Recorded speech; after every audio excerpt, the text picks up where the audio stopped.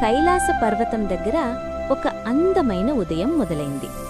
చిన్న చిన్న మేఘాలు ఆకాశంలో తేలియాడుతున్నాయి. ఆ సమయంలో బాలగణేశుడు తన చిన్న గదిలో కూర్చుని పుస్తకాలు చదువుతున్నాడు. ఆయనకు నేర్చుకోవడమంటే చాలా ఇష్టం. అప్పుడే గదిలో ఒక మృదువైన వెలుగు కనిపించింది. ఆశ్చర్యంగా గణేశుడు చూశాడు. అక్కడ ఒక జ్ఞానదీపం మెరుసుతూ వెలిగింది. ఆ దీపం నుంచి ఓ మధురమైన స్వరం వినిపించింది.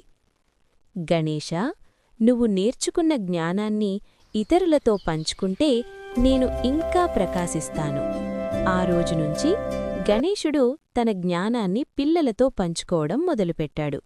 దేవాలయ ప్రాంగణంలో పిల్లలను కూర్చోపెట్టి అక్షరాలు, కథలు, మంచి మాటలు నేర్పించాడు. పిల్లల ముఖాల్లో ఆనందం మెరిసింది. పిల్లలు నేర్చుకుంటూ నవ్వినప్పుడల్లా జ్ఞానదీపం ఇంకా ప్రకాశంగా వెలిగింది. ఆ వెలుగు కైలాసమంతా వ్యాపించింది. అందరూ శాంతి, సంతోషాన్ని అనుభవించారు. అప్పుడు గణేశుడు చిరునవ్వుతో అన్నాడు, జ్ఞానం మన దగ్గర ఉంచుకుంటే చిన్నదే, పంచుకుంటే అపారమవుతుంది. ఆ రోజునుంచి జ్ఞానదీపం ఎప్పటికీ వెలుగుతూనే ఉంది. నీతి: జ్ఞానం పంచుకుంటే పెరుగుతుంది. ఇన్స్పైరింగ్.